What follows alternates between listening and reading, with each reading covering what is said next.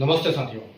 Important PYQ की series को आगे बढ़ाते हुए एक और important questions RRB NTPC CBT 1 under graduate 2025 के लिए। तो अगर आपने इस एग्ज़ाम का फॉर्म भरा है तो ये क्वेश्चन आपके लिए है। तो ये इस टाइप के क्वेश्चन एग्जाम में आपको देखने को मिलेंगे और बहुत आसान सवाल होते हैं, लेकिन आपको अप्रोच पता होनी चाहिए कि कैसे इसको जल्दी से करते हैं। देखो क्या है क्वेश्चन।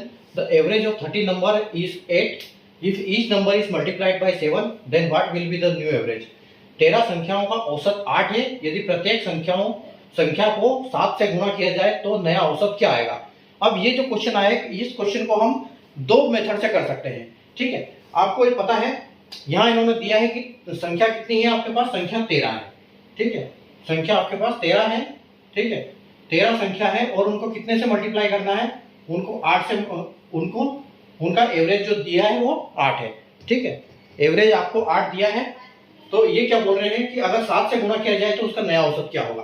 तो आपको पता है कि अगर 13 का हम 8 में गुणा कर देंगे, ठीक है, 13 का अगर हम 8 में गुणा करेंगे,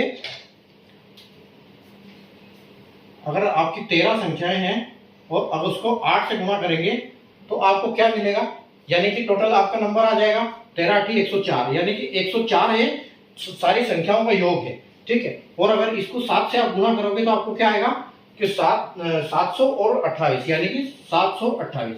ठीक है, और आप इसी को गुणा करोगे, क्योंकि आपके नंबर संख्याएं 13 है, इसको 13 से गुणा ये भाग करोगे तो आपको क्या मिलेगा आंसर। देखो तो 13 × 5 = 65 और 13 × 5 = 65 और यहाँ पर कितना बचा 7 और 78, यानी कि 13 × 6 = 78, यानी कि 56 जो आपका फाइनल आंसर हो जाएगा। ठीक है, तो जो ऑप्शन सी आपका बिल्कुल करेक्ट है।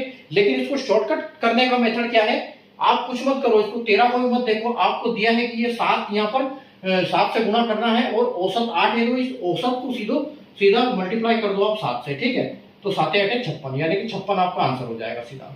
तो आपको क्या करना है, सीधा इसको यहाँ से मल्टीप्लाई कर देना है औसत को सीधे 8 से, तो आपका आंसर आ जाएगा। तो ऐसी शॉर्ट ट्रिक्स और ये सब सीखने के लिए चैनल को सब्सक्राइब करें, वीडियो को लाइक और शेयर करें। Thank you.